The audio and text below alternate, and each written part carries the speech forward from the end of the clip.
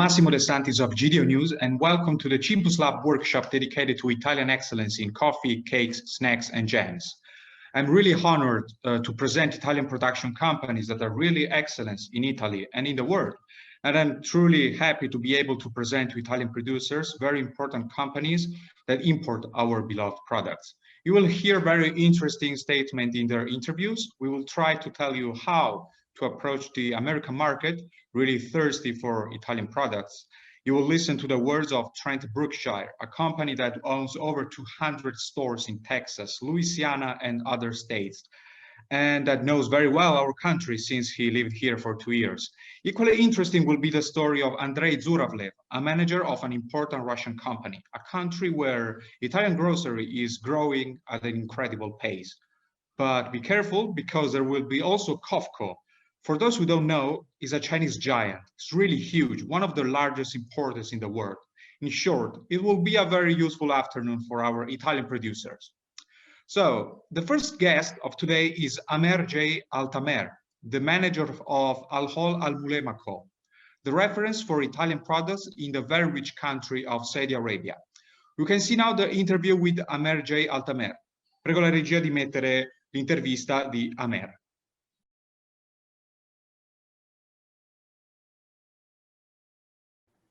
Saudi Arabia and Italy are apparently distant in culture, but in truth they're not. This important and rich country in the Middle East is a large consumer of Italian products, and Hool Al Mulhema Company is the most important importer of Italian products, a true reference point for the entire Saudi market for made in Italy products. We invited today Amer J. Altamer to the workshop dedicated to Italian coffee, snacks, and sweets. So, welcome, Amer. Thank you very much, Massimo, to invite us for this interview, and we would like to thank Cibus for taking the opportunity to meet with us. And we always are urged to help Italian companies to exist more in Saudi Arabia. It's our pleasure to be here. Such a pleasure also for us to have you here. So my first question for you is, are coffee, biscuits, cakes, and snacks strategic products within your assortment? And if they are, why are they? Okay. Yes, it is. We have been importing Italian products for the past 3 decades. Previously, there was a gap in the jam and biscuit products in our market. The gap now has been filled by local companies, which is highly competing with the international imports, especially from Italy. So what do we recommend? That Italian companies review our market prices for these products for them to allow them to expand their persistence in Saudi market, considering that the buyers are paying customer tariffs and value-added sugar tax nowadays. So for the value sugar tax, so for some products which is added to the sugar, we are paying at least 50% extra on the cost. So this is which created a hassle for the international products to compete, because the cost of production is higher than our local cost of production. Mm-hmm. So, and as for the coffee business, it is extremely booming nowadays, rather than the past. We were only drinking Arabic coffee was in demand. So the culture in our country has been changed due to many people went to travel abroad to study. So the young generation now are used to try different types of coffee. So we are seeing a trend, very big trend in these markets. And as for us, we import a huge amount of coffee from Italy, as we believe that Italy is the best roasting house in the world. We're very glad to hear this. And what has approximately been last year amount of imported products in relation to the total purchasement? Okay, and regarding for these types of products, last year was very difficult due to the COVID situation. Unfortunately, many Italian companies were not able to supply us, which impacted our imports by almost maybe, let's say, 40% for these types of products from Italy. We struggled a lot with Italian companies due to the situation. We totally understand that. Last year was something no one could imagine what happened. Logistics were stopped. We couldn't ship any products from Italy, the lockdown. So, but fortunate to us that we didn't stop completely. We struggled a little bit, the hassle, but now we are recovering very good, especially with our partners from Italy. So we hope that we will surpass this situation and this year, hopefully, and we could surpass this circumstances. Yeah, we all hope something will recover very fast. No one expected something like this. I'm sure your company also import from many countries, but which are the countries you mostly import from? We import from many countries. Actually, 95% of our business is about import internationally. 95. So we import from mainly Europe, Italy, Spain, France, Kosovo, also, and from USA as well. These are the main countries which we work a lot with them. Okay, that's pretty interesting. 95%, that's a lot. Yes. And about the product, do you request a specific feature for this product? For example, organic, free from, halal, kosher, etc. Okay. For these specific products, we see a very good trend in the organic and sugar-free products. Therefore, we recommend that Italian companies should develop more in these segments in order to increase their sales in our country. There is no halal certification required for these types of products. Okay, halal approvals is only required for the red meat products, which is mainly related to the slaughtering procedure. Okay, we do have some private labels for some products, such as coffee and biscuits. Okay, and so so from what I hear, you do have a private label, line of specific products, right? Can you talk more about this? For specific products, we do our own trademark on that. So basically, suppliers in Italy provide us with what they call white label. We develop our own brand, which is made in Italy, directly to our market. And about IG products, what is your customer approach to these IG products with geographical indication? Yeah, customer become more attracted if they see the GI products, which will give them more confidence to try the product. So basically, when they see this, the geographic indication, it allows the customer to have more confidence to test, to try, to see what international products are comparing to our local products. And what prospects do you see for these products in the future? These types of products and labels facilitate the acceptance for the end customer procedure, which allows the product's introduction and process that will increase its demand in the market. So basically, when you do that, you will create a good impression. First impression, as they say, is last impression. When you create a good impression from the beginning, you will end up increasing your business and increasing your private products as well. In your opinion, now let's talk a little bit more about Italy. Yeah. What strategy should the Italian companies adopt to be successful in your country? Actually, I believe, on a personal matter, I believe that Italian companies and Italian products are the best in the world. So, because in the Italian culture, what I see that when someone starts producing something, they always seek perfection on the producing anything. So they put their passion on the production, which implement that I myself, I understand this type of passion. So always I feel confident to work with Italian companies. The main issues that we faced with many suppliers that they always see that the existence is only in the Italian country, rather than exporting products. So we face a lot. I think what's the biggest hassle which Italian company are facing, that they face a lot of lack of experience in the exporting procedure.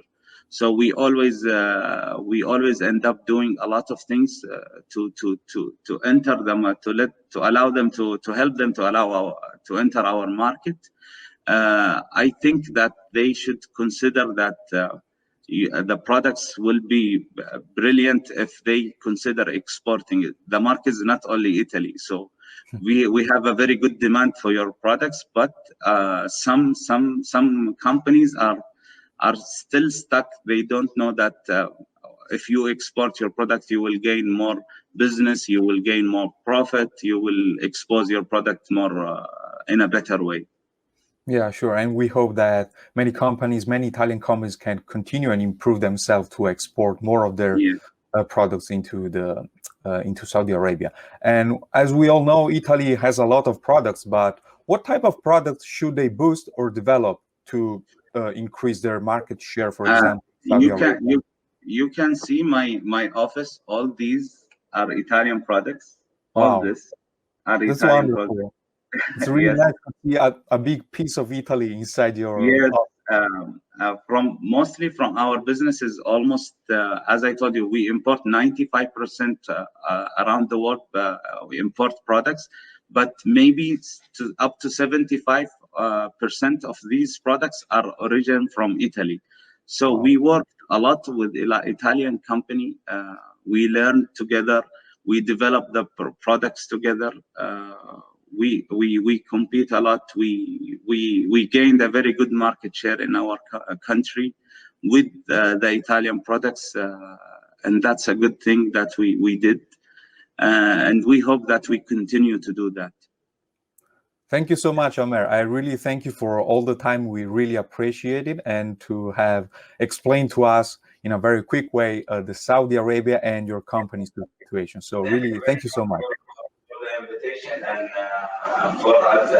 we always at Hool Al Mulhema are happy to help Italian companies if they want to export. We always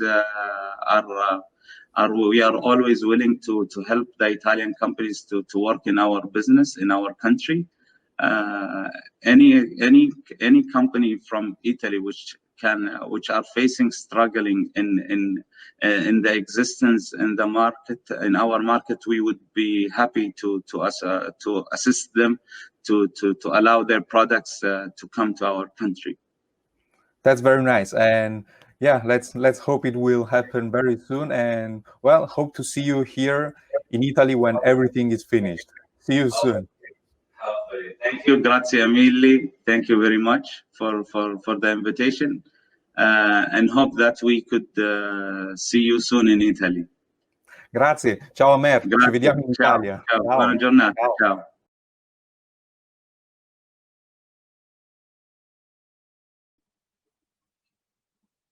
So, as we saw, in Saudi Arabia, Italy is very present. Just simply from a simple fact, everyone sees that inside the office of Amer, there is a lot of Italy, and we are really proud of this. And also we hear how much he imports from other countries, 95%. So that's really a great number.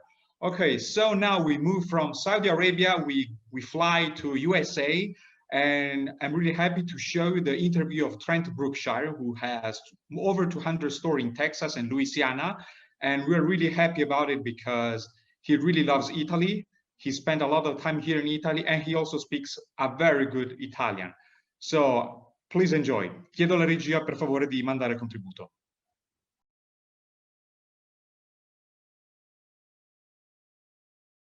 Brookshire Grocery Company is a large American distributor located in Texas. It is focused on grocery assortments, and therefore coffee, sweets, and also snacks are part of this great company for the North American market. Today we are pleased to have with us at our workshop Trent Brookshire, the owner of the company. Welcome to our workshop, Trent. It's a pleasure to be here. Mi fa molto piacere. Piacere anche per noi. We really know that you also speak Italian very well, so feel feel free to speak also in Italian if you want. So my first question for you is pretty general. I just would like to know if you can tell us more about your company, like how long you've been in the market, how many stores do you have, like just a presentation of you and your company. Yeah, volentieri. My family business was started in a small town in East Texas in 1928. And so this represents our 93rd year as a family-owned and family-run business. We have over 180 different locations in more than 150 different communities throughout Texas, Louisiana, and Arkansas. And annually, we do nearly $4 billion in annualized turnover, and we are a company that's growing remarkably. 4 years ago, we had 150 stores, and now we have 184 on our, and this year we anticipate opening at least 4 more stores. Oh, that's really impressive. Even like in these very hard times, you're managing to increase your number of stores. So that's really impressive. And talking about the products, so are coffee, biscuits, cakes, and snacks strategic products within your assortment? Absolutely. So the idea of snack for the American consumer is something that's changing remarkably and has over the last 5 years, and we know that it will continue to change. And obviously, coffee, cookies, jam are certainly staples of the American diet, but snacks are really there are entire sections of American stores being re-engineered to put a focus on snacks as a category, and we're taking a very hard look at all of those. My only problem is that non posso trovare un espresso, un caffè come si trova in Italia. It would be better if I could get a good Italian coffee here, but it's something that we're going to work on. But yeah, coffee, very, very critical. The coffee culture in the state of Louisiana is remarkable. So why do you think that this kind of products, so coffee, biscuits, cakes, and snacks, are strategic for your assortment, and which ones are not really strategic for your assortment? So it's a great question. We're finding that a larger pack size is lowering. It's helping to lower trip frequency, and in the COVID and pandemic world that we live in, people they want ease of shopping, and they don't want to go to the store every day or every other day that maybe they were comfortable with before. It's better to maybe think about strategic, the size or the quantity that the American consumer is purchasing, and how that affects their shopping habit. If it's a single serve, it's going to be difficult, I think, in the future state, especially when you run into date issues or with products expiring. So we're actually thinking a lot about larger pack size on our shelves from a strategic standpoint. Yeah.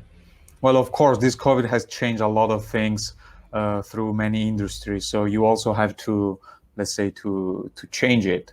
And yeah, I totally get it. So what has approximately been last year's amount of imported products in relation to the total purchasement?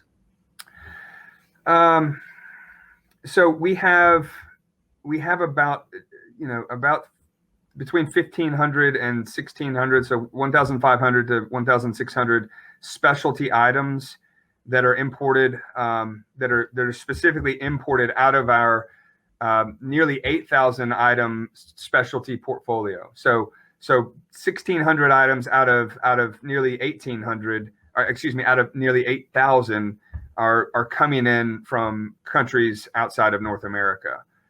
So about 20% of our items are imported. Oh, wow. That's a lot. I mean, I'm sure you import a lot of products through all the world, and I know you love also Italy. But which are the countries you mostly import from? So we import from 63 different countries, if you can believe that. My favorite would be Italy and Canada. We're glad to hear that.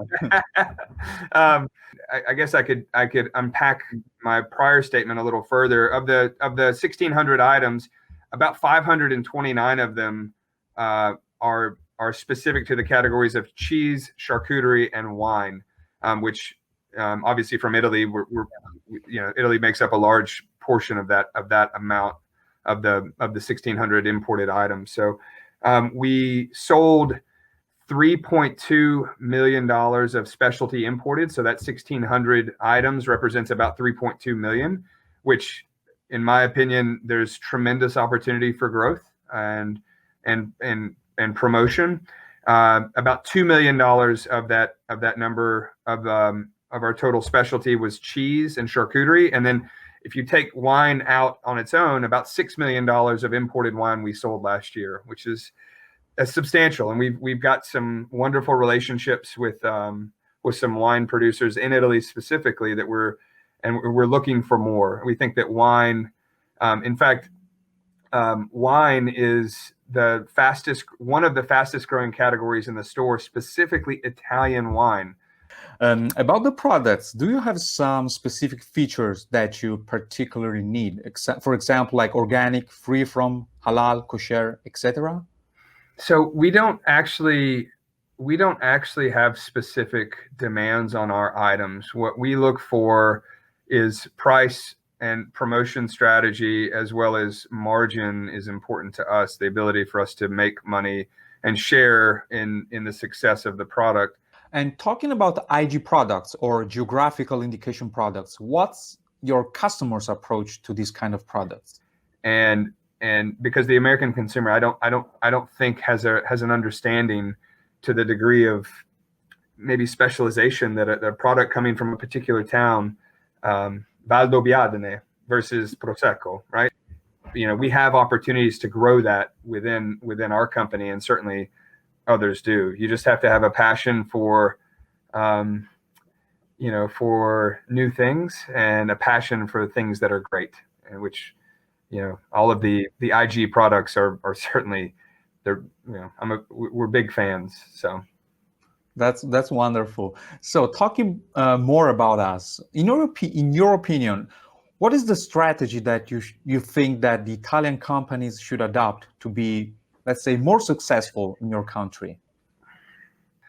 I spoke briefly about it, and in terms of, brand positioning is important. And what the brand position is, it could be different to meet the needs of the consumer, first of all. Then what it is in Italy, it could be different. Okay. And then we have to think about price on the shelf, position of the product, relatively speaking, to the category, and then promotional strategy.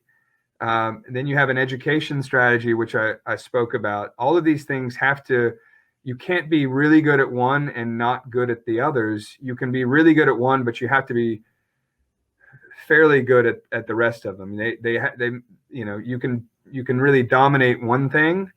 And promotional strategy for Americans is the way to inspire trial. So if the companies are willing to invest with the retailer, I feel like the most successful items we see kind of stick are items that you inspire trial through promotion, and because of the quality of the product and the brand position, people are compelled to buy it off of promotion, which is the most ideal outcome. So it's a very good question, though. I see a lot of energy continuing towards alternative ingredients around pasta, pizza crust. The problem that I run into, and that I know that my Italian friends do, is that it is you have a juxtaposition between the and ingredients you'd like, but also the taste that you know, and those things sometimes don't mix very well. So, but I think that momentum, you know, there was a time when I thought it would be 2 or 3 years, and I think it's still continuing. But if there's one thing that Italians do, it's innovate. And I don't think we've reached the end of the road around innovation for ingredients that customers are looking for, but the profile of flavor and taste that has made Italian food famous and is something that I love. So I happily eat my pasta normale. But I also am conscious about, you know, more vegetables in the diet, more less wheat flour, possibly. I know that it's something that is important to our customers, and maybe, you know, I believe that the Italian spirit of innovation will help solve. You know, coffee's been around a long time, but Italians figured out espresso, you know, and so the world is better for innovation like that. And so I look forward to continuing to push on it around innovation. Yeah. So we also wish you all the best. So really, thank you, Trent, for this chat with you. It was such a pleasure. And visto che parli anche bene italiano, insomma, ti aspettiamo molto volentieri in Italia appena tutto sarà possibile. Non vediamo l'ora vedervi in Italia, specialmente a Cibus. Yeah, so as you all heard, the interview with Trent Brookshire was pretty interesting. He's really a great lover of Italy and of Italian food, and we're really proud of it. So after that, later we will also interview the import manager of Cofco, which is a really huge Chinese giant, one of the largest importers in the world. So stay tuned, but before that, we would like to talk more about coffee. And before getting into it, I just want to make a quick reminder for all our guests of today, just to kindly respect the interview times, which cannot exceed 8 or 9 minutes.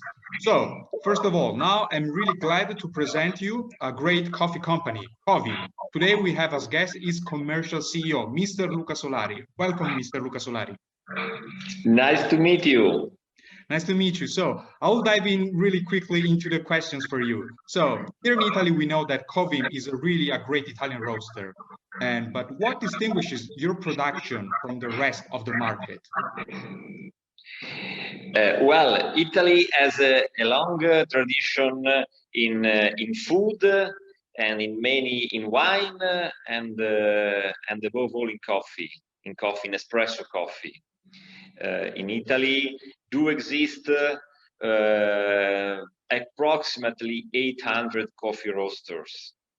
It's a huge number with different and typical regional taste regarding degree of roasting and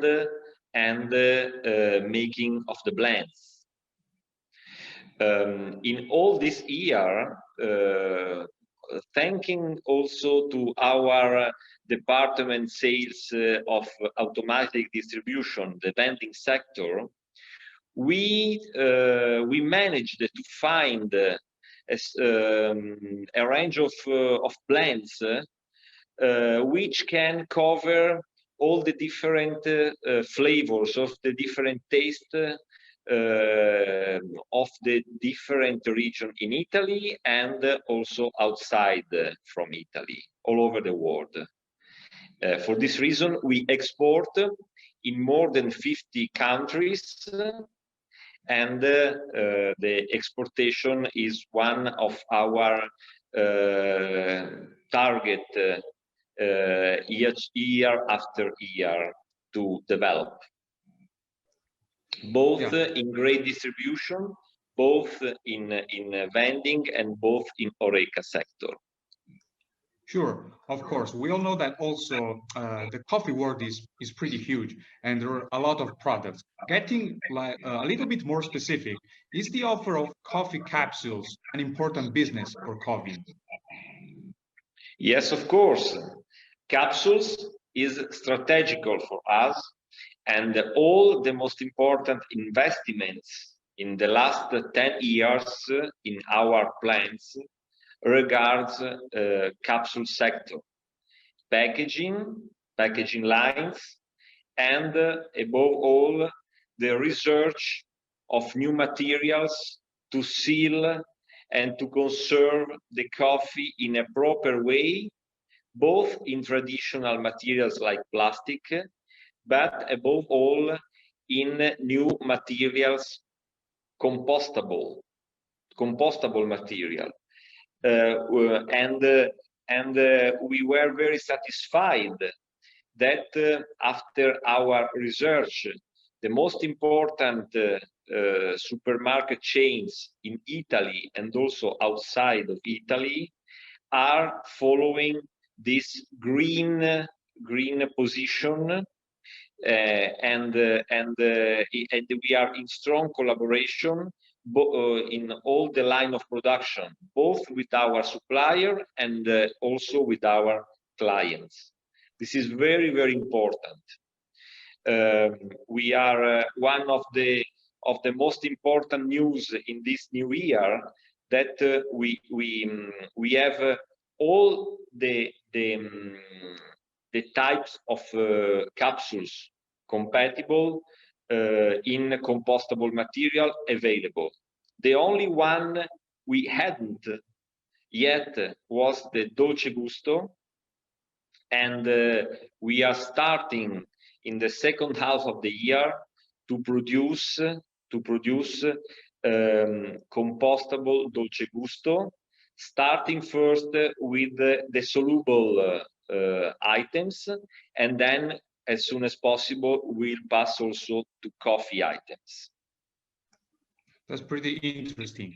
So before, you also mentioned investing, which I know for sure is really a crucial part for your company. We all know that investing means looking to the future. So how do you and your company Covim respond to the demands of tomorrow? The demand of tomorrow will be, it's a good question, but you must be very focused, always in capsule, always in great distribution, and also in a closed system that we are developing, and also in remaking all our packaging lines.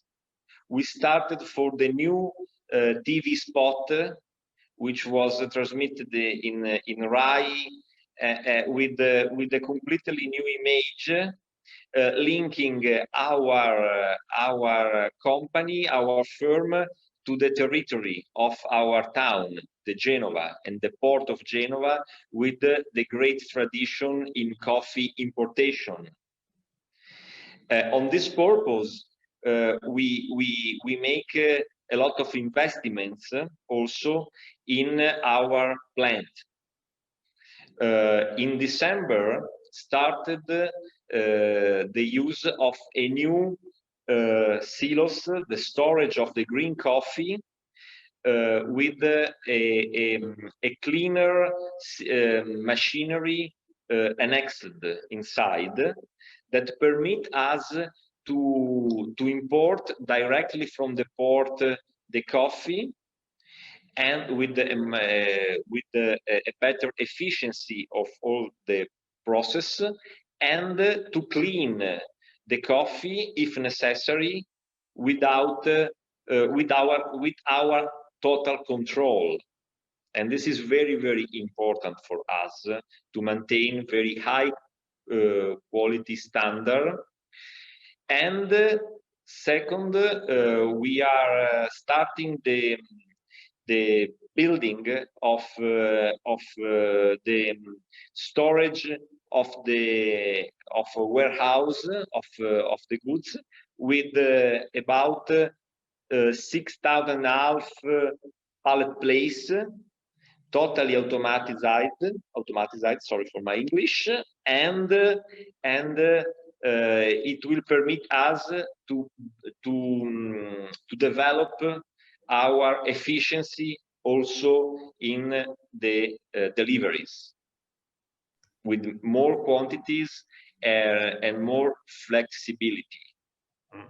And so in this dark moments of pandemic situation, we try to invest all the same, to be solid, and to be ready for new challenges in the future, in the next years, to export coffee and to sell coffee and capsule all over the world. And I'm really sure you will do it. So I really wish you and all your company a great success in 2021, especially also for the export and to make Covim and Italian coffee more famous all over the world. So really, thank you so much, Mr. Solari. Thank you very much to you and GDO staff. Thank you so much. So, as you all heard, we were flying from countries to countries. We were before in Saudi Arabia. We later went to America. We come back here in Italy. Now, later, we will even fly to a very distant place, which I personally really love, which is China. Before that, we have to make a little step in the middle. We will fly now to Germany, and we will listen to an interesting interview with Frank Wilk. So, chiedo cortesemente alla regia di mandare l'intervista di Frank Wilk.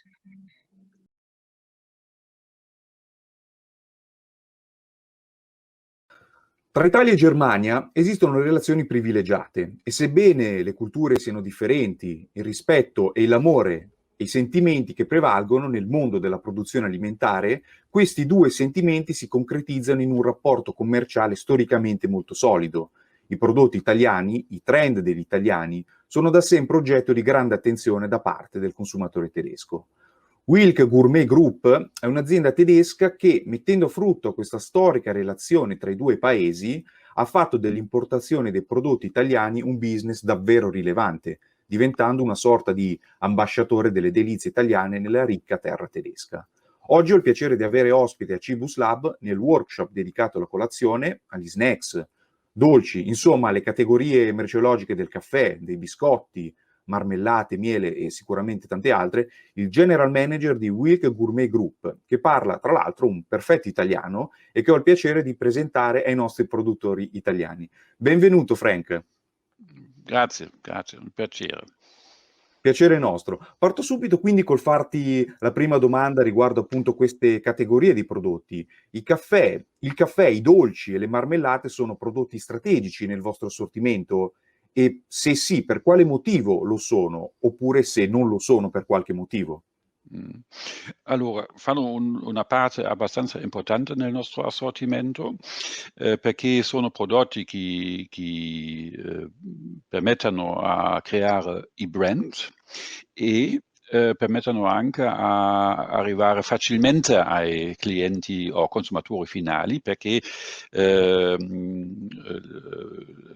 vostra cultura arrivano i prodotti meravigliosi e di alta qualità molto spesso che piacciono facilmente ai consumatori tedeschi. Per questi prodotti che importate principalmente magari anche dall'Italia, ci sono delle richieste particolari per i prodotti in oggetto? Cioè il consumatore è attento a questi nuovi prodotti di tipo biologico, free from, oppure addirittura halal o kosher?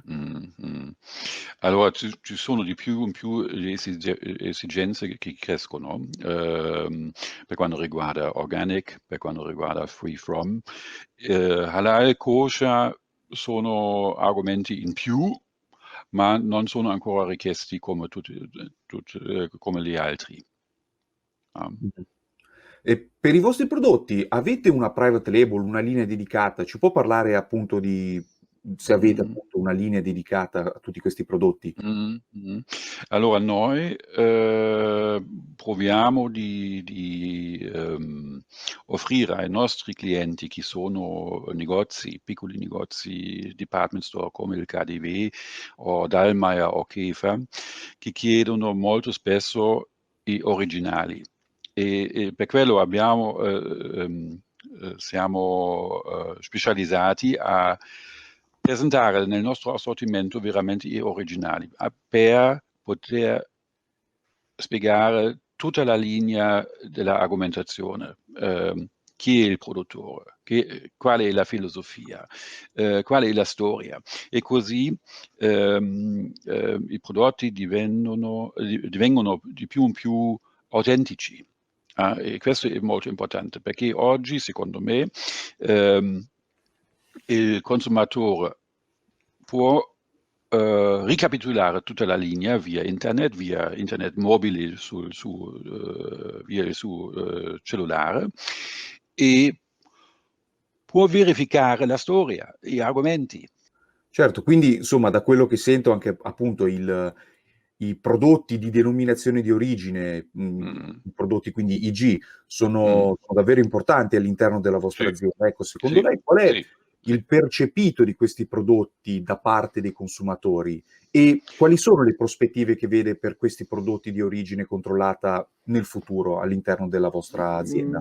Secondo me è una parte dell'argomentazione che vengo a spiegare, e è importante per sottolineare anche la qualità e la storia e la cultura di un prodotto. E un prosciutto di Parma non si può fare qui da noi, ad esempio. Teoreticamente sì, ma manca il clima, manca la tradizione, manca la sapienza, eccetera. E secondo me diventa di più in più importante per avere successo.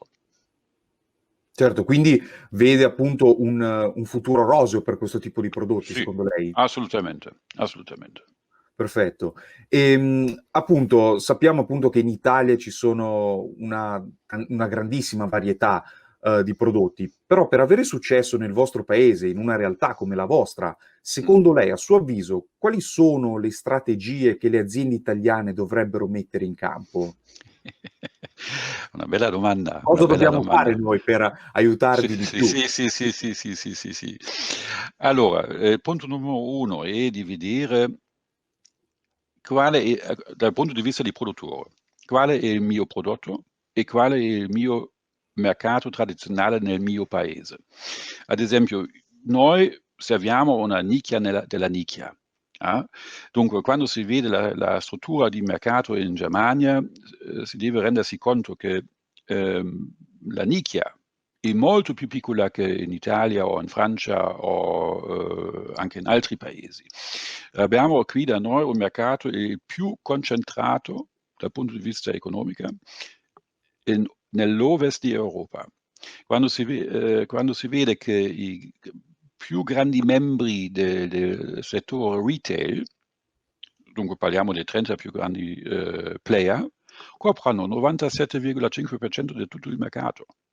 E quando si vede che Aldi e Lidl, purtroppo una invenzione tedesca, non sono molto fedele di questo fatto, è un grande mercato, vero, ma concentrato in direzione prezzo.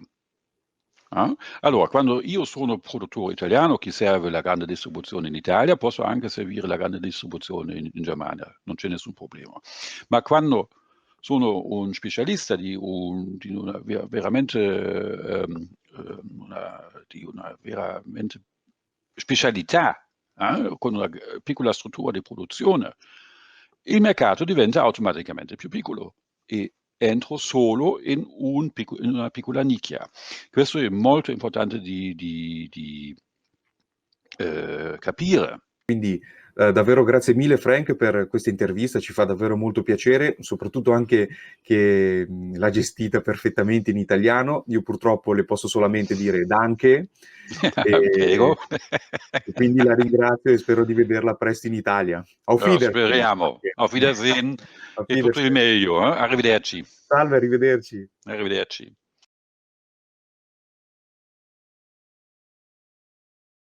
back now to Italy again from Germany. We're really happy sometimes when we make this interview to hear some Italian language, because I really think that Italian language is part of the culture. If you understand it, you can really do a great business with Italian products.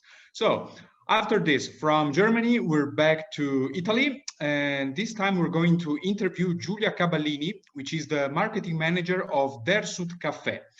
Welcome, Giulia. Good afternoon. Good afternoon. Good afternoon. So it's such a pleasure to have you here. Thank you. Do you see? Sorry. Do you see my desk? Yes. Okay. Yes, I see your PowerPoint. So. Fantastic.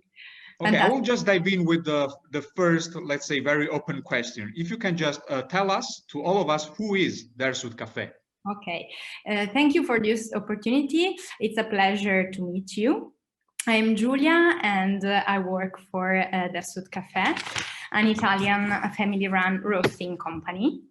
I know the name can be a little bit misleading, but it's the acronym of the two Italian founding members' surnames, De Rosa and Suttora.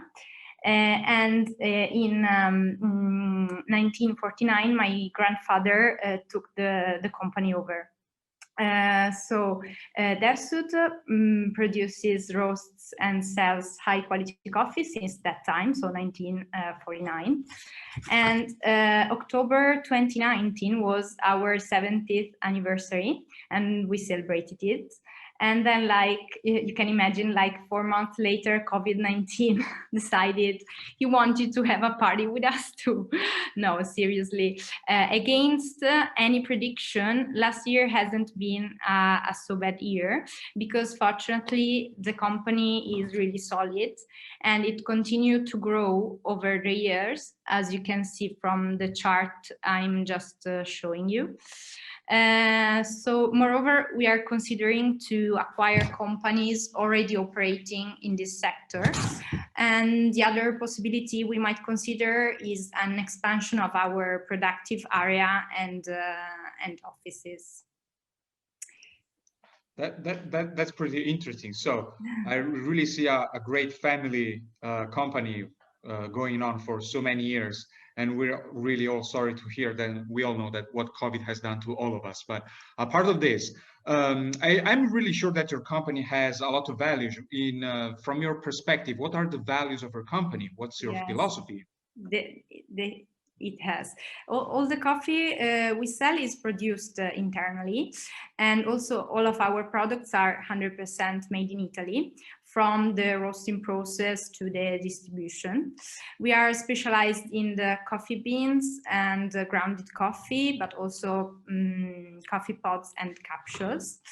And we love coffee so much that 10 years ago, we opened a coffee museum that tells you the story of coffee from the plant to the cup. We have a real coffee plant inside. You should come and visit it. It's set amongst the wonderful UNESCO hills of Conegliano Valdobbiadene. Maybe you know this territory or you have heard about it because of the famous Prosecco. And related to UNESCO heritage, in 2014, Dersut, together with other Italian roasting companies, founded the Consortium for the Safeguard of Traditional Italian Espresso Coffee. And this is a project that we really, really care about. Yes. And so we're really happy to hear that. And we also hope that Valdobbiadene will become famous not only for what we all know, but also for coffee. So hopefully, yes. Giulia, in 1 minute, what do you think that differentiate your company from your competitors? And what partners are you looking outside of Italy? Yes, an interesting thing I want to tell you is that Dersut Caffè is the pioneer in Italy of the first branded coffee shops named Bottega del Caffè Dersut. We opened the very first one in 2001 in the northeast of Italy, and it was really something new to our country at that time. And today we count 125 of these flagship stores in Italy, that, as you can imagine, are our major and most important marketing investment, because they create brand awareness. And according to our philosophy, they get strict to the point, which is to make all the coffee lovers live a unique experience inside these flagship stores, and reminding them the unique Dersut aroma. And this is what I really think differentiate us from all the other Italian players. Maybe I already said that, but we sell only to bars and specialized coffee shops. And we are looking for the right partner who can embrace our values, who desires to create high quality business and heighten the quality of the products itself. And so we are also looking for the right partner, maybe to open our Italian concept store with. That would be really great. We also have a new, related to this, we have a new export manager starting the 1st of February. Yes, it's not even a week, I just realized. And he already has an extensive experience and knowledge of many countries. And he's going to give support to our potential distributor in all the choices, and can give the right advices thanks to his many years of experience and empathy. Well, if I can say just the last thing, yes, sure. Because it's something important, I want to point it out. Dersut obtain the Corporate Social Responsibility Reward from a national association, Confindustria, maybe you've heard about it, for a project of reuse of waste materials by both people of different kinds of disabilities and disadvantaged people, who can have the opportunity to create useful objects like little bags and coasters with our company waste materials. And what's more, every year we donate medical examinations to young women to prevent breast tumor. I think these are very important values, and I just wanted to point it out. I tried to give you a quick overview of who Dersut Caffè is and how it works, and the kind of partner we are looking for. So I leave you my email address so that you can contact me if you are interested. You can find it in the upper corner of the slide. And thank you. Thank you for your attention. Thank you so much, Giulia, for the presentation of your company, and also for this really important project, which is like a part of the business, but it's really interesting. So next, Giulia also talked about finding the right partner. Who knows if the right partner might be Iris Lee. So this is a great introduction for me to tell to all of us that now we're flying again from Italy. We're going to a very far place. We're going to China. So now we will listen to the interview of Iris Lee, which is the Global Purchase Manager of Cofco, one of the largest food importers in China. Chiedo alla regia di mandare il contributo di Iris Lee. Grazie.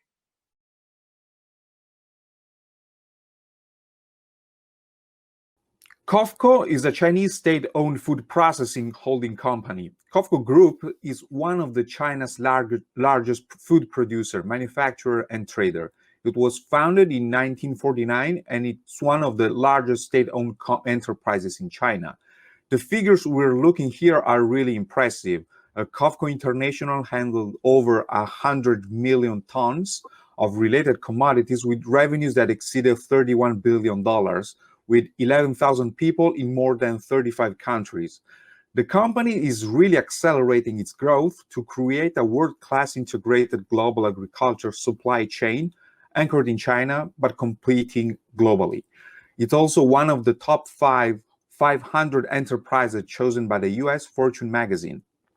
Today, I'm very happy and I have the pleasure of having a guest at Cibus Lab in the workshop dedicated to breakfast, the Global Director of Purchase, Iris Lee. So, welcome Iris. 下午好. 下午好. 下午好, which is the good afternoon in Chinese, which I learned very well just for you. Anyway, I will get straight into the questions because here we're talking about breakfast, so all the sweet snacks, the categories of coffee, biscuits, jams, honey, and many others. So these kind of products like coffee, biscuits, cakes, and etc. are strategic products within your assortment. Yes, some of them. Mostly it depends on the mainline that it will good for the Chinese consumers' habits. For example, for the biscuits, in Europe, mostly eating along with the coffee or tea, green tea. But here in China, it's just like a kind of snack. And for coffee, for China market, the famous brands are very more welcomed. So it will be very, very tough for some niche brands. And for the biscuits, it's a very attractive categories because there are various of biscuits with a different flour, different shapes, different form, and different packing and different functions. But on the other hand, we would select the one for the Chinese taste. That's the most important. For example, lots of biscuits use cinnamon, but not so popular use in the biscuits here in China. And the second consider the factor is the shelf life. Most of the shelf life should be over 12 months, because here in China, the KA will reject over half shelf life products, which means if the products have 12 months shelf life, can only maximum 4 months sales for the KA channel, because there are 1.5 for shipment and customer clearance, and half months for the domestic transportation for the importer to the distributors, which is the KA supplier. And the third one is the packing. During the past experience, it should make a balance between the cost and the strong protect against the broken issues. So good packing with the better cost. And cakes and the snacks are similar things with the biscuits. And the mentioned jam will depend on the detailed products. Thank you. Yeah, and talking about last year, what has been approximately last year amount of imported products in relation to the total purchasement? Last year, actually, most purchase is from the Europe. The most is UHT milk and Tetra Pak juice. Approximately 500 containers for the UHT milks and 200 containers for the juice. Wow. So we're looking really at really great numbers here, as said before. And of course, I see your company's in China, but it's really international. You're working with a lot of countries. Yes. From your perspective, what are the countries you mostly import from? For example, Germany, France, and Cyprus. So these are the countries where you import most from all the world, right? Yes, because for the, as mentioned before, is for the UHT milk and the juice are the top two products for the last year, and this from these three countries. Okay, and about the product, do you have some specific requests like organic, free from halal, kosher? Actually, of course, we prefer specific suppliers with halal kosher, and but there is one thing I need to mention for organic. Organic is the one of the trend for the healthy food, but for China market, must be attention that Europe organic certification will not work here. It should be has the Chinese organic certification. Otherwise, it cannot show anywhere on the package organic. It's still a challenge now for the suppliers. From what I know about China now, organic 就是有机的产品现在在中国很火，对吧？ Like the organic biological stuff now in China is very popular. Is right? Yes, it's so popular for the organic now here in China, and natural foods. So it's like is a trend that is still growing also in China about the organic, right? Yes, and but for China there is some regulations that for the the import organic foods should have the certification proved by the Chinese organic. It will take, some products will take 2 or 3 years, something like that. Okay, I got it. And about still about talking about the product, do you have a private label line of these specific products? Oh, yes, some of them we have the private label line, but most of them is the domestic products, to be honest. Oh, okay, okay. And here in Italy, you know, we have a lot of products, and we really take care about like their geographical indication, so IG products. What's our customers' approach to this kind of product? Do they know about these geographical indication products? Actually, I don't agree to discuss this with a general speaking. It will depend which kind of products and the detailed situation. For example, Italy, Parma ham is very famous. But in the south of China, most people always use ham to cook, and they prefer excellent ham from the original area. But in north of China, few people will take daily to take ham. So it becomes so important. If this ham is for the north people, it will become not so important whether it's very excellent or exotic or not. On the other hand, it also depends on the sales scenario, because, for example, the sales in premium important food supermarket or daily use store is a different story, because the different products has a different sales channel. The consumer carries different things. Do you see any future for these kind of products? What are the prospects from your point of view for these kind of products in China? I think this kind of products things has the opportunities because the Chinese market is huge. If you can get the right market, that's enough. Okay. And you know, talking about more about ourselves from the Italian side, in your opinion, what should we do? Like, what should Italian companies do to be more successful in China? In China, in my section, you know, I want to say something about a praise, you know, for the Italian suppliers of the factories. Italian is different with other European countries. They are good at design, the package design.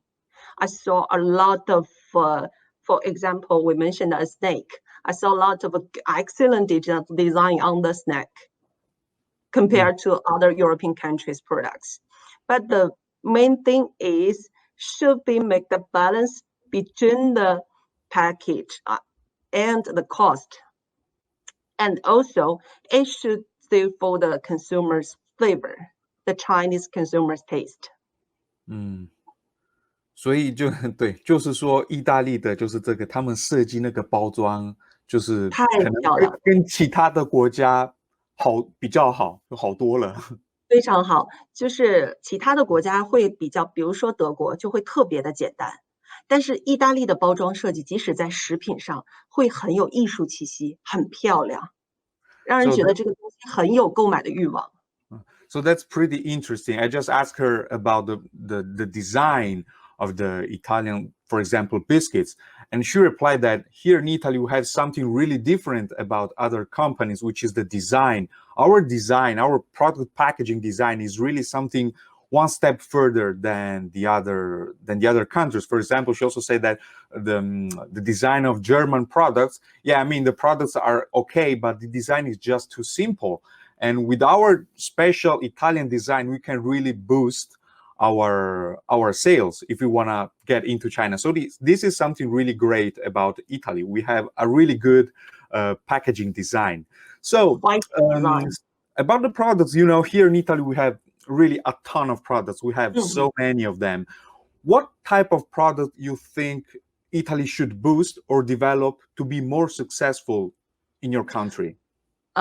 In my section of prepacked foods, the first one I think mineral water.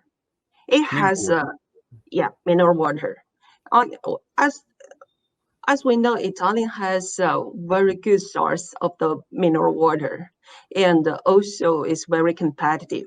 If have the right factories, we can start right now. I got it. Okay, wow. Yeah. And this is like, okay, mineral water. About food, maybe, I don't know, biscuits or pasta, or I don't know. I'm just talking about random products. I don't know if you have some specific food that can be more successful in China, in your opinion? For snacks, I can say for snacks, but it's surely for the snacks will work. But this is really a huge category. As mentioned before, it should be discussed case by case, because it belongs to for the chocolate. This is really very good categories for Italian chocolate. And for the biscuits, waffle, but all of this, because the snacks has a kind of different things depend against to the other things is it's different from the olive oil or mineral water or drinks, some things. It has various of choice. It should discuss case by case. But the most important thing should be attention is it should be suited for the Chinese taste.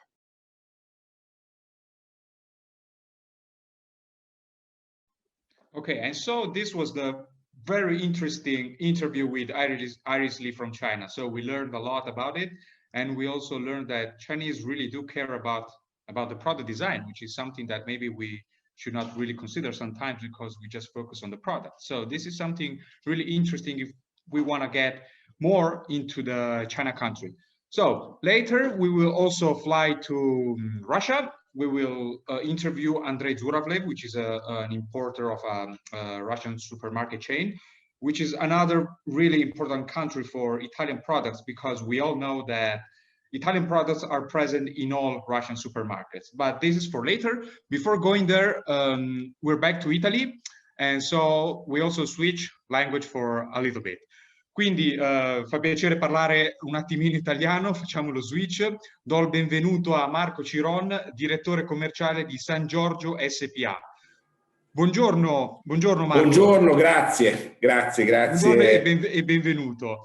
Allora, parto subito con una domanda molto aperta, se ci può parlare un po' della sua azienda. Chi è la San Giorgio SPA?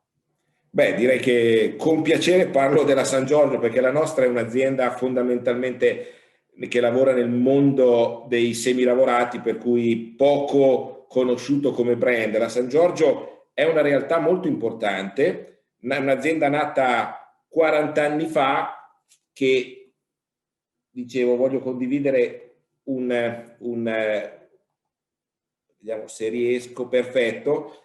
È un'azienda nata, tutto a posto, mi vede? Sì, si vede. Perfetto, un'azienda nata 40 anni fa, è un'azienda campana che chiaramente in provincia di Salerno. Diciamo che è un'azienda leader in Italia nel mondo della pasticceria congelata, fondamentalmente pasticceria intesa come prodotti per la prima colazione, e comunque con un fatturato importante anche nel mondo del salato. Purtroppo noi siamo un'azienda, siamo un'azienda che lavora molto, quasi totalmente nel mondo dell'Horeca, e le vendite negli ultimi 12 mesi sono state fortemente caratterizzate da un lockdown che non ci ha aiutato nella nostra attività. Per di più le vendite degli ultimi 12 mesi, oltre a essere caratterizzate da momenti di chiusura, hanno proprio avuto questa attività un po' a intermittenza, per cui apri, chiudi, poi ultimamente sono subentrati anche i colori delle regioni, e tutto questo non ha certamente aiutato il nostro business. Si stima, anche se lavorando nel mondo Horeca non abbiamo certezza precisa dell'andamento delle vendite degli ultimi 12 mesi, si stima che il 2020 abbia avuto una flessione di circa il 31% nel nostro settore, assolutamente non compensato da altri canali. E noi come azienda ci siamo difesi, nel senso che abbiamo perso circa il 25% rispetto al fatturato dell'anno scorso, però sicuramente è stato un anno molto molto difficile. Dicevo prima, la San Giorgio chi è? Un'azienda campana importante, con dei numeri assolutamente da grande azienda. Abbiamo oltre 600 prodotti in assortimento, lavoriamo su 15 linee di produzione su un territorio di oltre 80.000 metri quadri, tutti raccolti in un unico spazio, che la rende forse la più grossa azienda di produzione di prodotti di prima colazione in Italia. Abbiamo oltre 190 dipendenti e nel 2019, l'ultimo anno in cui abbiamo avuto un anno regolare, abbiamo fatturato oltre 200 milioni di pezzi. Lavoriamo nel mondo, dicevo prima, dell'oreca, quindi totalmente attraverso il canale dei distributori, però da alcuni anni abbiamo cominciato ad affacciarci sui mercati internazionali, per cui poco, ma vendiamo in tutti e 5 continenti. Il nostro fatturato all'estero per il momento è ancora piccolo, nel senso che sviluppiamo poco più del 3% del fatturato. Dicevo che la San Giorgio è un'azienda italiana caratterizzata da alcuni punti di forza che mi piacerebbe cogliere l'occasione di raccontare in questo momento. È un'azienda, dicevo, come tipico un po' delle aziende italiane, molto flessibile, fa della flessibilità una delle sue forze, dei suoi punti di forza principali. Abbiamo un'altra caratteristica importante che ci contraddistingue come azienda e che in qualche modo, oltre a produrre, abbiamo una nostra logistica con cui serviamo i nostri distributori, e questo è uno dei nostri punti di forza. Abbiamo un altro aspetto importante. Ho detto prima che vendiamo circa 600 codici, 600 prodotti. Ebbene, di questi 600 prodotti la maggior parte, oltre il 95%, li produciamo noi, quindi una produzione veramente molto ampia, e tutta questa produzione è caratterizzata da una alta qualità che il mercato in qualche modo ci riconosce. Direi che però il punto di forza principale di questa azienda è che ha una sua forza nella famiglia che l'ha fondata all'inizio e che oggi ha una sua continuità nella seconda generazione, che stanno portando avanti insieme ancora al fondatore tutte le attività dell'azienda. E questo, direi, è un fatto molto importante in questo momento storico dell'azienda. Dicevo prima che è un'azienda familiare, ma nello stesso tempo che ha ormai un respiro nazionale e internazionale, e chiaramente ci porta ad essere un'azienda molto molto riconosciuta non solo nell'ambito della linea dei prodotti della prima colazione, che valgono per noi il 74% del fatturato, ma esatto, abbiamo anche tutti altre linee punti assolutamente molto importanti, da quello che ho capito, soprattutto come i vostri punti di forza sono assolutamente molto rilevanti.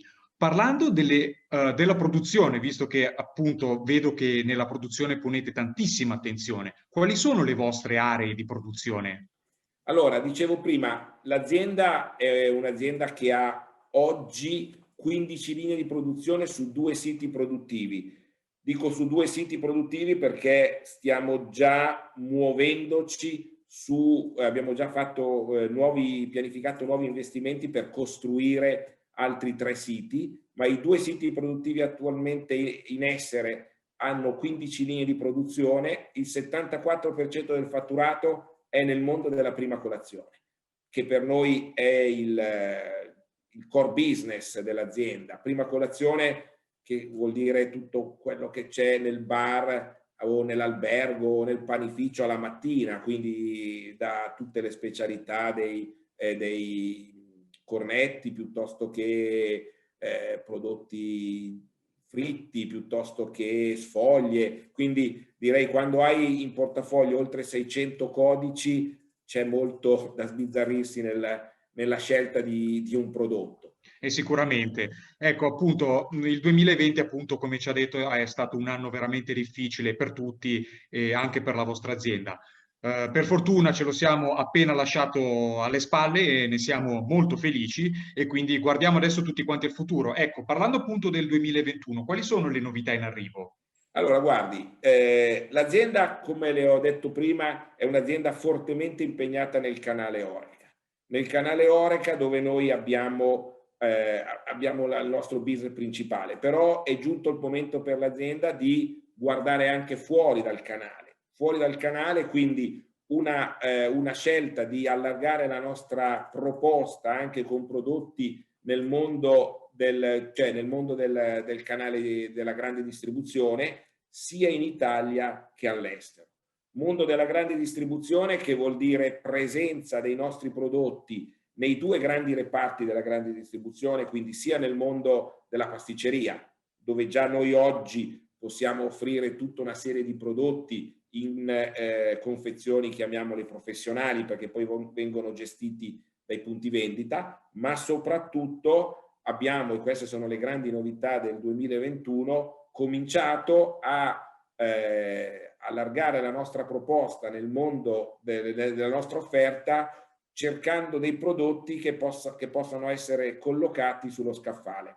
Per cui quest'anno abbiamo pianificato il lancio di novità nel mondo sia della prima colazione, ma anche nel salato, che in qualche modo possono stare sugli scaffali della grande distribuzione. Quindi prodotti salati, prodotti cornetti da mettere in buste, che lanceremo già nel primo trimestre di quest'anno, insieme a un prodotto sicuramente caratterizzante del nostro territorio, che è la Campania, ma caratterizzante a livello mondiale per quanto riguarda l'Italia, che sono le sfogliatelle della tradizione campana. Sono prodotti che noi già oggi esportiamo in tutto il mondo, che continueremo, anzi avremo maggior facilità di esportare attraverso prodotti che possono essere collocati presso i retailer presso i retail mondiali. Oggi noi già siamo inseriti negli Stati Uniti, siamo già inseriti in Canada in alcune catene,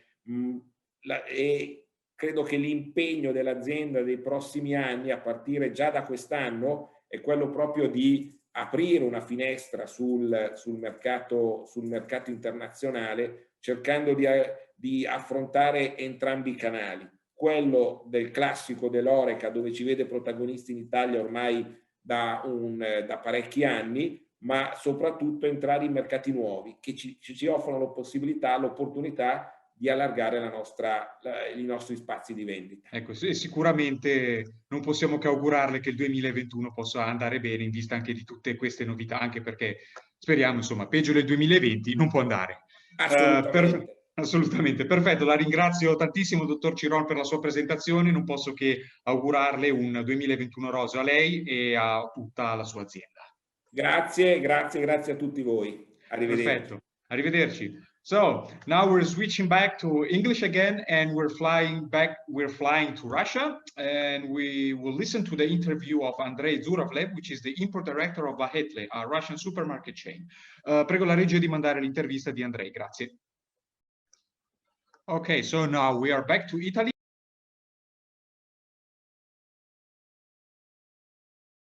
The supermarket chain Bahetle was originally opened in Tatarstan and is currently the leader in the retail market there. The first Bahetle in Moscow was opened in 2006.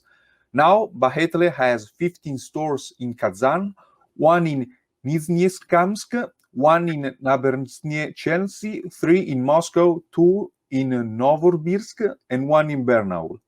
Direct import is an important part of the business, and Bahetle has been doing it for over 10 years from many different countries. There's also a section dedicated to the export of its own production to United Arab Emirates, Germany, and Kazakhstan. Currently, the company has 23 stores in the Russian Federation and is famous for its homemade products. More than 40% of its turnover is cooked food for takeaway, of more than 1,200 dishes, including confectionery, bread, salads, meat, and fish dishes. Marketed products range from food to drinks, alcohol, shampoos, cosmetics, washing powders, chemical products for cleaning the house. Today, I have the pleasure of having as guest at Cibus Lab in the workshop dedicated to breakfast, the import director of Bahetle, Andrei Zuravlev. Welcome, Andrei. Welcome, hello. I'm really happy to introduce you to our Italian producers. So just one small sentence that I learned just for you. So it's like, Здравствуйте, Андрей, добро пожаловать на наш webinar. Thank you very much. Your Russian, it's very well. Спасибо большое. So let's get into the questioning. I would like to talk about the products for breakfast, especially about coffee, biscuits, cakes, and snacks. These products are strategic products within your assortment. Yes, the products for breakfast, it's very important for us. It's the same level, it's very good, we buy in Italy cereals for breakfast, and it's work very, very good. The milk coffee, the Russian people use every day. Also, tea, green tea, black tea, bakery products, cake. It's high strategy product for us. Okay, I understand. Why do you think these products are important or are strategic for your assortment in Russia? In the pandemic time, it's changed all. And the people start to consume production at home, In the reason what restaurant closed, the people start to eat to home, to take breakfast. Too much people work at home, too much office, it's closed, it's for why. For this reason, I think the consumption go up. Sure. About the imported products, because I know that your company do a lot of imports since many years. So what has approximately been last year's amount of imported products in relation to the total purchasement? I think if we will speak about 2019 and 2019 and 2020, if we will compare it, the sale level go up for import products much more 60%. Because before the people eat in restaurant, now the people buy the products in our shops for prepared at home. Yeah, sure. And of course, I know there is not only Italy in your import countries, so I'm sure there are a lot more countries. So what are the countries you mostly import from? Before first place it has been France. Now first country it's Italy. Sure. And about these products, you need or do you have already a private label line? Yes, sure. We produce too much, and we produce bakery products. We produce surgelated products, biscuits, too much products, Wow. That's pretty interesting. And you know, here in Italy, we care about the geographical indication of the products. So, what's the customer's approach in Russia to this kind of products, to e.g., indicate GI, geographical indication products? Yes, you know, for we need to explain this history to our consumers, you know, because you need to know the difference for the products appellation d'origine contrôlée, you know, and other products. But today we don't have too much people who know what it means, you know. Mm-hmm. Yeah. So, do you see some future? What's your opinion about these GI products in the future of your market? You know, we work too much about to explain to our customers about the difference. Why Prosecco produce it in this region and over wine tend to have the name Prosecco, you know, like and for champagne also, you know, for pasta di Gragnano, and we need to explain, we need to work, we need to prepare it marketing material to open this story for our clients. About our side, because you know, it's a difference for the price, and the consumer need to know why he need to pay much more for this product. What it's mean EGP. Yeah, that's right. So that's the story that you need to tell to your customers. Yeah. So about our side, so in your opinion, what strategy should the Italian companies do to be more successful in your country? You know, I explain to our partners always, you know, it's not to be one deal. You sell and after you forget. We need to work together. We need to make investment. We need degustation. Now it's closed.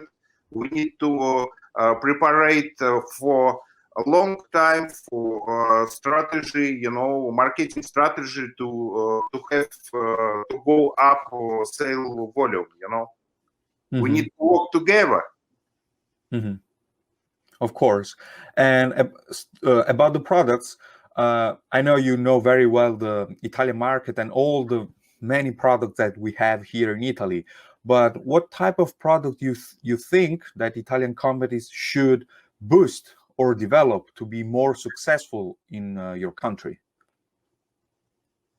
I don't know. It's difficult to tell you because, you know, I have tried a lot of Italian products, but I think, first of all, you need to study the market because, you know, in Russia, we have special taste for food products, you know, and it's for open new taste, you need to do something, you know, and also need to explain to clients history of company, prepare marketing material, you know.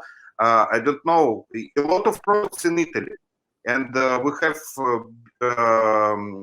big require from our clients for Italian products today. Yeah, so that's pretty interesting. So yes, but it's always today, you know, it's we can to import meat products, milk products, but in Italy it's too much products very populated, like cheese, Italian cheese. We can't import today. And Russian producers today tend to produce the cheese like Parmesan. It's impossible. So that's pretty much it. So I'm really grateful, Andrei, for your insights about the Russian market. And I really hope to see you soon in Italy when all this bad situation about the pandemic will end. So I will just leave you with one. Ждем вас в Италии снова. Thank you very much. We are waiting.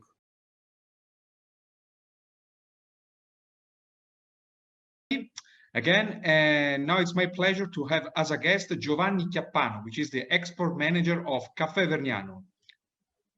Welcome, welcome Giovanni. Welcome, Mr. Chiappano. No. Sorry, I was muted. Hello, Okay. ciao Massimo. Ciao. Ciao Giovanni. So let's dive into the questions. Caffè Vergnano, we all know that Caffè Vergnano is a very famous and historic coffee company here in Italy. But if you want to talk to abroad, what are your distinctive features? Okay, so I also have a small presentation, a quick one, just to speak with some images. So I'm going to share my screen. And while I do, I think one of the major things that, we should, can you hear me? Yes, perfectly. Okay. No, because I saw you were speaking, but I think you were muted. No, it's okay. It's just perfect. Anyways, so Caffè Vergnano is Italy's most ancient coffee roasting company amongst the top leaders. It's been a family company ever since. We're over 135 years old. We've been family owned and family managed by the Vergnano family. We're now in the fourth generation. The people you see in the pictures are people managing the company, the Vergnano family. I think one of the major things that has sort of distinguished Caffè Vergnano, especially in the past years, is the quality of our coffee, the quality of our products. We absolutely put a big attention on the way we roast the coffee and the way we select the origins and the research and development that goes into it, along with the certifications on quality and safety that more and more are necessary and important in an international market. Yeah, of course. So since you're the export manager, I think there is no better person that can answer this question that I have. So how much is important export market for Caffè Vergnano?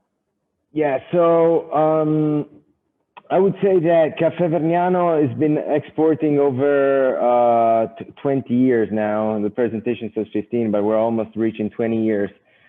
So I would say in the export, we're relatively young compared to the age of our company, which is over 100 years old. But we have now some flags in over 90 countries. Now, of course, there's bigger and smaller markets for us.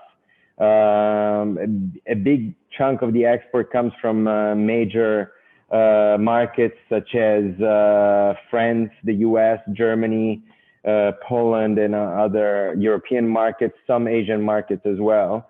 Overall, the export department now weighs around 25–26% of the overall volumes.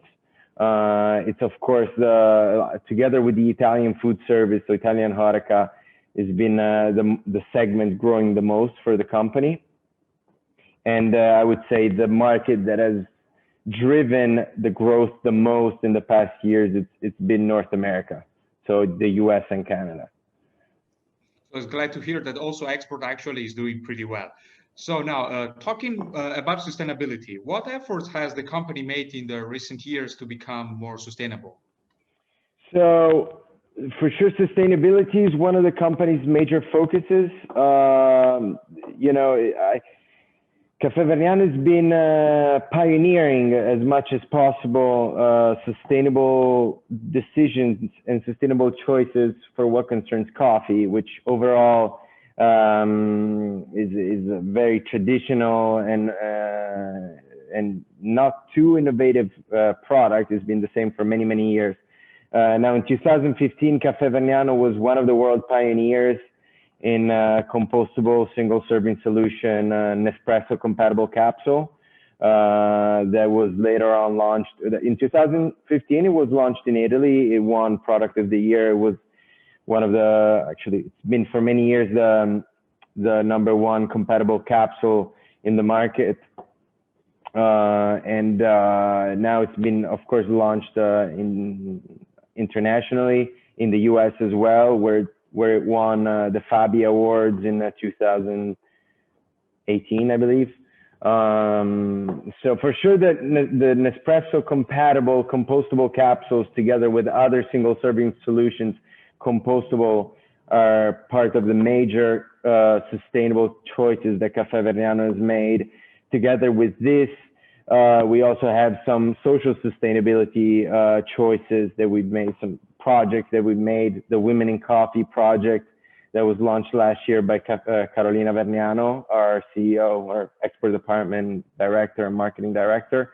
It's a big project that goes more on social sustainability rather than environmental sustainability. We also have another big food service sustainability project. We launched a fully recyclable PET container made out of, right now it's made out of 50% recycled PET, 50% PET, but it will soon be fully recycled PET as soon as legislations allow it. So I would say these are the major focuses. We also, this year, one of the biggest news is that we partner with the Green Pea, which was a big innovation in retail in Italy, part of the Italy group, Farinetti group, that will be expanding worldwide. It's a fully sustainable mall where Caffè Vergnano is official coffee partner. That's really a great project. So really, thank you, Mr. Chiappano, for the history of Caffè Vergnano, and I really wish that your company and your products can be more present and more successful in the other countries, except of Italy, of course. So really, thank you so much. We keep growing in Italy as well, which is still our #1 market and always growing. So very important as well. Really, thank you so much for the interview. Thank you so much. Thank you, Massimo. I appreciate it. Thank you, everyone. It was a pleasure. So now let's go on and we will listen to the interview of Nicoletta Maffini, the general manager of Conapi Mielizia. Prego la regia di mandare l'intervista di Nicoletta Maffini.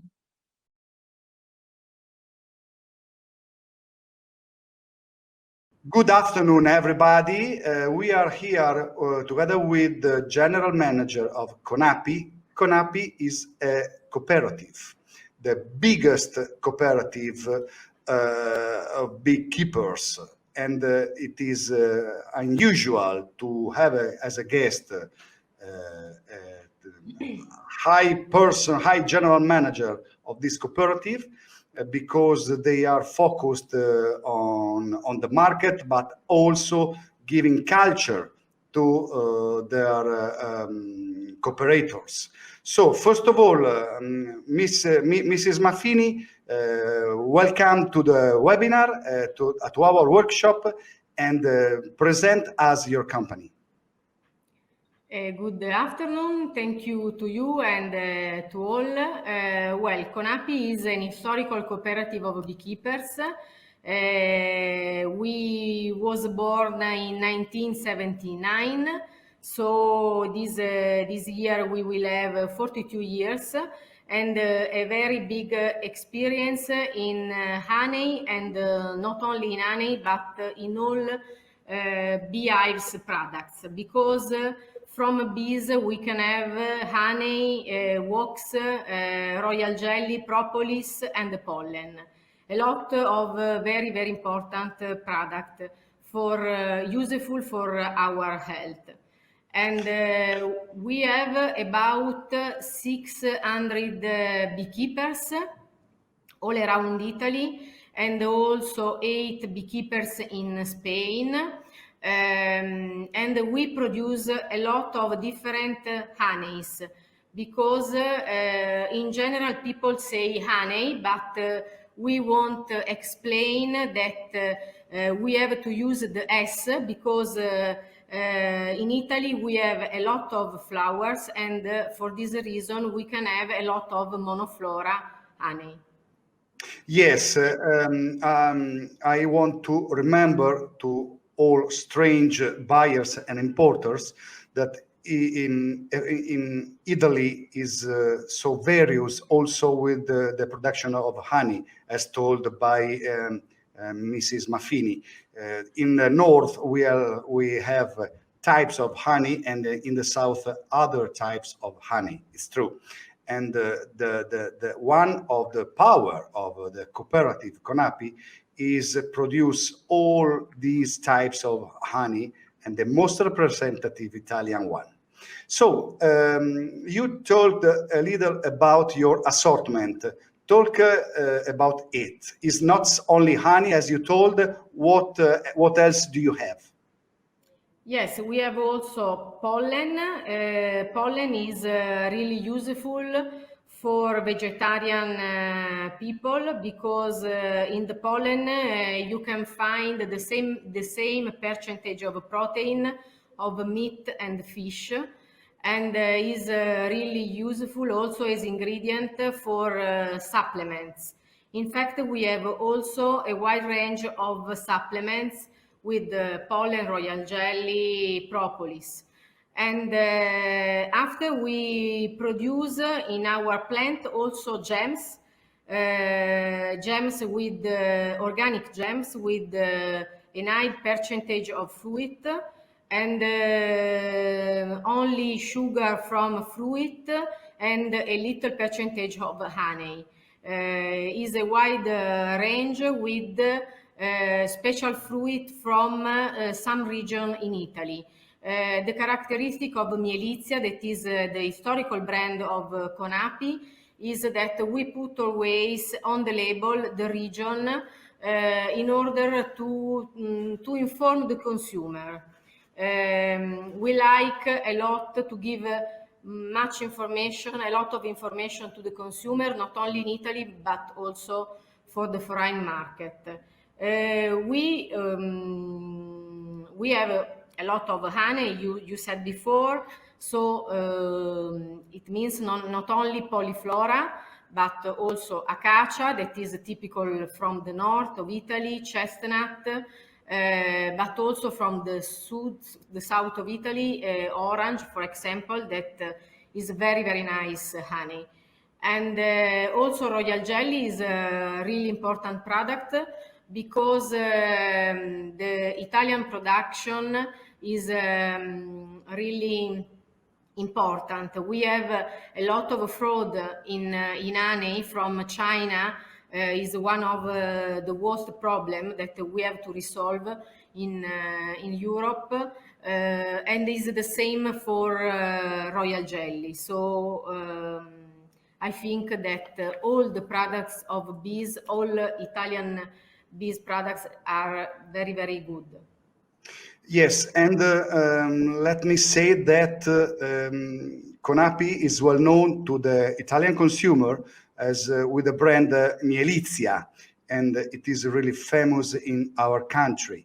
And Mielizia represents not only honey, but high level honey, because I ask you, which are your added value in the market? Mielizia, which is the added value of the Mielizia inside the market? The value is the chain, the beekeepers, is in the DNA of Conapi. Only Conapi has a lot of beekeepers. Our competitors hasn't this chain, hasn't this high number of beehives. We have 107,000 beehives, a lot, about 5 billion bees.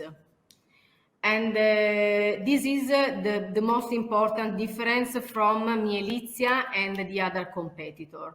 But we are also a producer for private label, because we have a lot of Italian honey, not only for our brand, but also for private label. So we produce for the biggest in Italy, and we are specialized in Italian honey. In this moment, we are coming in some other countries. The historical countries for the export of Conapi are France and Japan. And we worked with our clients since about 10 years ago we started, and also during last year we increased a lot our sales, not only for the pandemic, but also for an important strategic plan that we are applying on Italian market, but also abroad. And we are working also on the range, not only honey, but also some other products. Yes, the consumer can verify the place in which is produced the honey. Yes, of course, directly from the label, because we put on the label the country. For example, I can show you. This is forest honey, bio, organic, from Emilia-Romagna. We put here on the label. And we have also, this is organic line, but we have also the conventional line, and we put also the QR code in order to have more information. And we do the same also with jam. This is apricot, always from Emilia-Romagna, but we have some different raw material from all the region of Italy. And another important thing is that our honey is raw, because we in the company we work only with the low temperature, no hot, never. The maximum temperature is 40 degrees. That is the same that you can find in the beehive. So in this way, we respect the product, yes, the smell and the taste. Okay, and you said that you are present, you are exporting to France actually and Japan. But my question is, your target is export in other countries, in other continents, and which are? Yes, of course, we are trying to come in USA, but it's really different from Japan and also from Europe. There are different parameters, not the same culture of monoflora, but honey is honey in general. So it's more difficult for us, and it's difficult also because honey isn't a typical Italian product. It isn't the same for pasta or tomato sauce or balsamic vinegar. These products are the symbol of Italian food, not for honey. Honey, you can find honey all around the world. So every country has some different honeys. Anyway, we are trying to come in USA, and but also in other countries in the north of Europe and in Arabic countries. Mrs. Maffini, thank you so much for your testimony. We are very glad to have you here, and I hope that all importers and buyers all over the world can understand the value of this company and try to understand something more about it. Thank you so much. Thank you, Mrs. Maffini. Bye. Thank you to you. Bye.